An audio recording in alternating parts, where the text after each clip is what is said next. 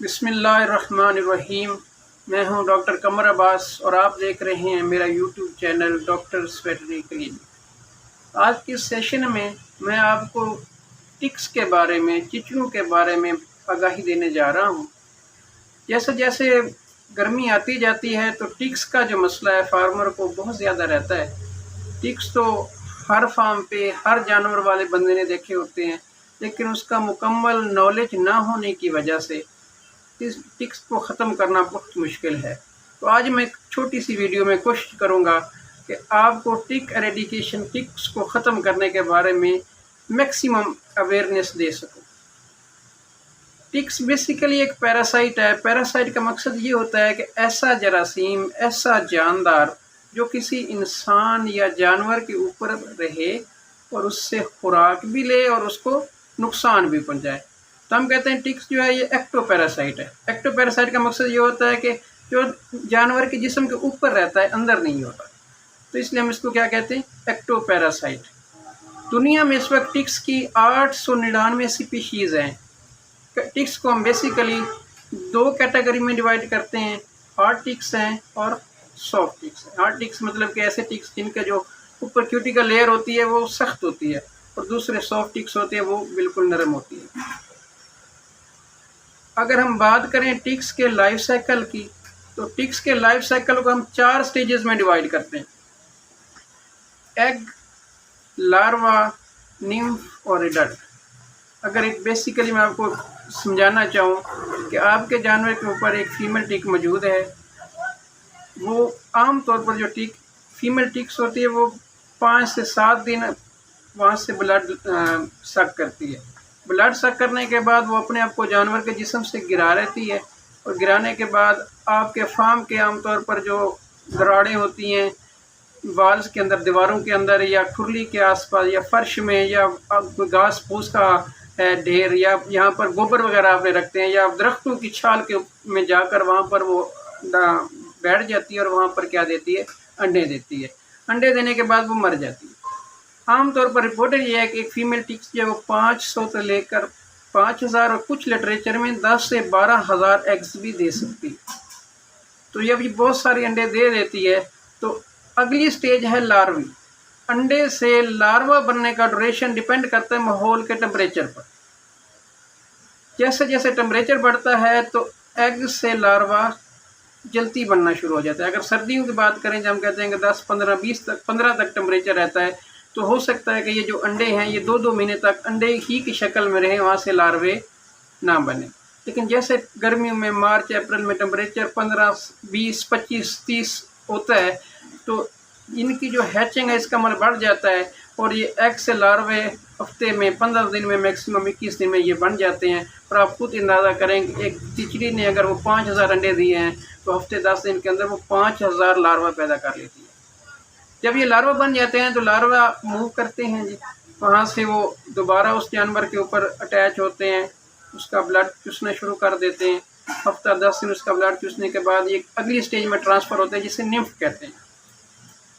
Nymph के बाद अगली हफ्ता 10 दिन फिर ये इसी स्टेज में रहते हैं। उसके बाद एडल्ट स्टेज में कन्वर्ट हो जाते हैं। एडल्ट में हम इसको कहते हैं मेल, और दूसरी है फीमेल। मेल जो टिक होता है वो एक बार कपुलेट करता है और उस एक जानवर के ऊपर 1 साल तक वो रह सकता है। जो फीमेल टिक होती है ये आमतौर पर जो है हम कहते हैं कि एक बार वहाँ से ब्लड चूसती है, ब्लड चूसने के बाद गिर जाती है, गिरने के बाद ये एक अंडे देने के बाद ये मर जाती है। ये आमतौर पर हार्ड टिक में होता है। जो सॉफ्ट टिक की जो फीमेल है वो बार बार मतलब पैचेस में एग्स देती रहती है और एक बार वो मर नहीं सकती। दूसरी बात हम बात करते हैं कि टिक्स की वजह से जो लॉसेस क्या होते हैं। मेजर जो लॉसेस हैं टिक्स की वजह से, अगर वो जानवर के ऊपर मौजूद हैं, तो मैंने कहा आपको पहले ही बताया कि ये ब्लड सक करते हैं। हर स्टेज पर इसको अपनी रिप्रोडक्शन के लिए, ग्रोथ जारी रखने के लिए जानवर के खून की ज़रूरत होती है। एक जो आम टिक है ये आधे मिलीलीटर से लेकर 1 मिलीलीटर तक या 1.5 मिलीलीटर तक कुछ रिपोर्ट्स के अंदर जो है ये ब्लड सक करता है। अब खुद अंदाज़ा लगा रहे हैं कि अगर एक जानवर 50-100 टिक मौजूद है तो उसका ब्लड ले रहे हैं। ब्लड चूसने की वजह से जानवर में खून की कमी हो जाएगी और जानवर के दूध की प्रोडक्शन में खातिर ख्वाह कमी देखी गई है। अगर आपने कटड़े बछड़े फरबा करने के लिए रखे हुए हैं तो उसकी मीट की प्रोडक्शन कम हो जाएगी। जहाँ पर अक्सर टिक बाइट करता है तो वहाँ पर डर्माटाइटिस या एलर्जी का मसला आता है, तो जानवर की खाल ख़राब हो जाएगी, जिससे खाल की जो इंडस्ट्री है उसको भी खातिर खा नुकसान होता है। तीसरा काम क्या हो, चौथा ये है कि टिक्स जो हैं बहुत सारी बीमारियों का सबब बनते हैं। आपने सुना होगा थ्लीरियोसिस, गिल्टियों का बुखार है, रक्त मूत्रा है, बीबीजीओसिस कहते हैं, एनाप्लाज्मोसिस है, कॉन्गो हेमरेजिक फीवर है। तो कुछ बैक्टीरिया और वायरस बीमारियां भी ये फैलाते हैं और उसकी वजह से जानवर की डेथ भी हो सकती है। और डेथ के अलावा जो है इलाज मुआवजे पे इसका जो खातिर ख्वाह जो फार्मर के अखराजात आते हैं। चौथा, कुछ टिक्स जो हैं इतने टॉक्सिक होते हैं कि टॉक्सिन रिलीज़ करते हैं। टॉक्सिन जब रिलीज़ करेंगे तो ये टिक पैरालिसिस का सबब बनते हैं और जानवर आपका मर भी सकता है, उसमें जानवर की डेथ भी हो जाती है।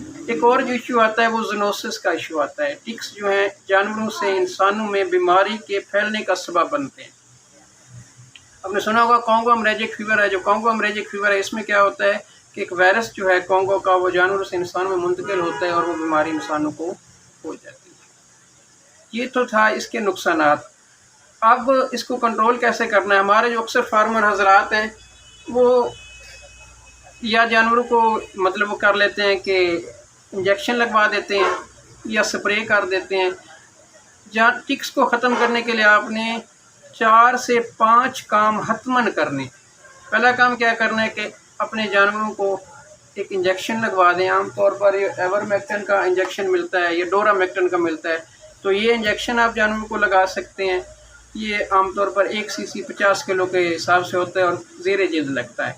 उसके बाद आप जानवर के ऊपर स्प्रे करें, जानवरों को अच्छी तरह बांध लें।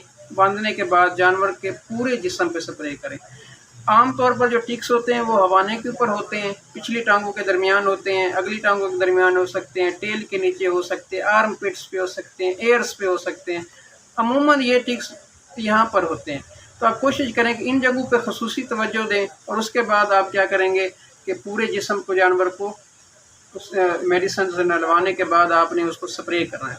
स्प्रे करने के लिए हमारे पास जो है ये एक्टोफान ट्राइक्लोरोफान पाउडर मौजूद होता है, आमतौर पर मौजूद है। इसमें क्या करने का आपने 1 से 1.5 ग्राम 1 लीटर पानी में डाल के जानवर को अच्छी तरह नहला दें और नहलाने के बाद उसके ऊपर पानी भी मारें ताकि इसके जहरीले असरात ख़त्म हो सके। एक और जो मेडिसन है जो मैं मुसलसल 3 साल इस्तेमाल कर रहा हूँ वो वेपन है।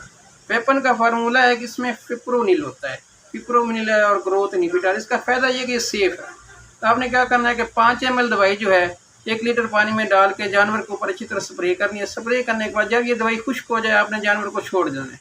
आपने इसको दोबारा नहलाना नहीं है। अगर आपने इसको नहलाना भी है तो कोशिश करें कि 24 घंटे के बाद आप इसको क्या करेंगे, जानवर को दोबारा नहलाएं। अक्सर फार्मर या इंजेक्शन लगवा लेते हैं या ऊपर स्प्रे काम कर लेते हैं, लेकिन तीसरा काम बिल्कुल ही नहीं करते जो मैं बताने जा रहा हूँ। कि जैसे कि मैंने आपको बताया कि जो फीमेल टिक है वो अंडे कहाँ पर देती है, दीवारों की दरारों के अंदर, फर्श में, खुरली में, आसपास गोबर के ढेर पे, दरख्तों के घास फूस पे या तो दरख्तों की छालों में। तीसरा काम नहीं करते। हमने इंजेक्शन लगवा दिया, स्प्रे कर दिया, एक बार तो ये ख़त्म हो जाएंगे जिस्म के ऊपर मौजूद, लेकिन जैसे जानवर बैठेगा शाम को नए टिक्स आ जाएंगे और ये मसला जूं पर तूं देगा। तो आपने क्या करना है कि जानवरों को एक साइड पे करें, अपने बाड़ी की अच्छी तरह सफाई करें और सफाई करने के बाद स्प्रे वाली टैंकी से फर्श के ऊपर, खुरली के आसपास, दीवारों पर, अपने गोबर के ढेर पर और इस तरह पूरी स्प्रे करें। उसके लिए हमारे पास सेपरमेथ्रिन की स्प्रे मौजूद होती है। ये मुख्तलिफ नामों के साथ आती है, कुछ एक्टोमेथ्रिन है, आईडीमेथ है। तो ये स्प्रे आपने एक टैंकी के अंदर जो 20 लीटर की है उसमें आप 30 से 35 ml डाल के अच्छी तरह स्प्रे करें। कोशिश करें कि इस मौसम में हफ्ते में 1 बार लाजमी स्प्रे करें ताकि इनका हमने साइकिल तोड़ना है ताकि यहाँ से हम कर सकें। कुछ फार्मर हजरात ये भी काम कर लेते हैं, वो चौथा काम नहीं करते। वो कौन सा नहीं करते, जी स्प्रे कर लेंगे लेकिन चौथा काम ये है कि आपने ये दरारें बंद करनी है। अगर आप अफोर्ड कर सकते हैं तो आपने क्या करना है कि जो आपका फार्म है उसको टीप करवा लें या प्लस्तर करवा लें। अगर कुछ फार्मर अफोर्ड नहीं कर सकते तो कम से कम क्या करें, उस पे कच्ची मिट्टी का क्या कर दें, लेप करा दें। जब लेप करा देंगे तो जो अंडे वहाँ पर पड़े हैं तो वहीं पड़े रह जाएंगे और आपका जो फार्म है वो चिचड़ों से जल्दी बेहतर हो सकता है, चिचड़ आपको ख़त्म कर सकते हैं। इसके अलावा और क्या करना है जी आपने, इसके अलावा मतलब एक और काम जो लोग करते हैं कि चिचड़ों को जो हाथ से उतारना शुरू कर देते हैं। चिचड़ को बिल्कुल भी हाथ से नहीं उतारना चाहिए। इसमें क्या होता है कि जैसे भी टिक आपको बाइट करेगा तो इंसानों में मैंने पहले बताया कि एक बीमारी ट्रांसफ़र हो सकती है, जिसे कॉन्गो फीवर कहते हैं, कॉन्गो हेमरेजिक फीवर। वो ट्रांसफ़र हो गई तो वो बीमारी वायरल बीमारी है और वो इंसानों को भी लग सकती है। लिहाजा कोई भी बंदा हाथ से चिचड़ ना उतारे। अगर किसी बंदे को ज़्यादा यार वो कहते मैंने बस उतारनी है, तो फिर उसका तरीक़ाकार ये होता है कि आप एक फोर्सेप या ट्विज़र लें और उसको एंटी क्लॉकवाइज घड़ी के उल्टे रुख में उससे ही उतार लें। अगर कोई तो बेहतर है कि यह ना उतारें। अगर कोई उतारना भी चाह रहा है तो वो एहतियाती तदाबीर करके उसको क्या करे, बेहतर करे। इसके अलावा और क्या करना है जी कि एहतियात क्या, ये तो हो गए मैंने अब कुछ तरीक़ेकार बता दिए। इसमें कुछ एहतियाती तदाबीर भी होती हैं। उसमें यह है कि अगर आप कोई जानवर बाहर से लेकर आएँ, आपके फार्म पे कोई भी टिक या चिचड़ मौजूद नहीं है, लेकिन आप एक मंडी से जानवर लेकर आ गए हैं तो उस जानवर के ऊपर टिक्स लगे हुए हैं, तो मैंने आपको बताया कि एक फ़ीमेल में हज़ारों की तादाद में क्या होते हैं, एग्स होते हैं। अगर वो एक भी आ गई तो आपके फार्म से चिचड़ ख़त्म नहीं हो जाता। कोशिश करें कि जो जानवर आप बाहर से लेकर आते हैं तो उसमें क्या करें, बाहर से लेने के बाद उसको अलहदा करें, अपने जानवरों से कुछ अलहदा फासले पे रखें, वहाँ पर उसको स्प्रे करें, उसको इंजेक्शन वगैरह दें। जब उससे चिचड़ बिल्कुल ख़त्म हो जाए तो फिर अपने जानवरों के अंदर लेकर आएँ। एक और आप काम कर सकते हैं कि दुनिया में टिक्स की वैक्सीन भी अवेलेबल है जी। दुनिया में आप वैक्सीन अवेलेबल है, आप वैक्सीन करवा सकते हैं। हो अल्लाह करे पाकिस्तान में भी जल्द आ जाए। इसके अलावा टिक रेजिस्टेंट ब्रीड रखें। जैसे कि हम कहते हैं कि हमारी साहिवाल नस्ल की गाय है तो ये टिक रेजिस्टेंस है, इस पे टिक्स का अटैक इतना ज़्यादा नहीं होता जितने कि वलैती गाय पे होता है, क्योंकि ये इस खाल इसकी ढीली होती है और बार बार खाल को जो मूव करती रहती है, तो इस वजह से टिक्स वहाँ पर अटैच नहीं हो सकते। इसके अलावा ये थी कुछ आगाही देने की कोशिश की है। अगर आपको ये मेरी मालूमात बेहतर लगें तो खुद मेरे चैनल को सब्सक्राइब भी करें और आगे भी शेयर करो। एक और अहम बात यह है कि अगर आपने ये सब काम कर लिए, सब काम करने के बाद आपके हमसाये के पास ये टिक्स का मसला है, तो वहाँ से भी आपके टिक्स, आपके जानवरों को टिक्स आ सकते हैं। लिहाजा इस को अवेयर करें, अपने हमसाये को भी अवेयरनेस दें ताकि वो भी स्प्रे करे, उसके आसपास भी टिक्स ना हो। जब हम सब इस तरह करेंगे तो इंशाल्लाह ये टिक्स नहीं होंगे और उस वजह से जो फार्मर्स को लॉस आ रहे हैं वो हम कम कर सकते हैं।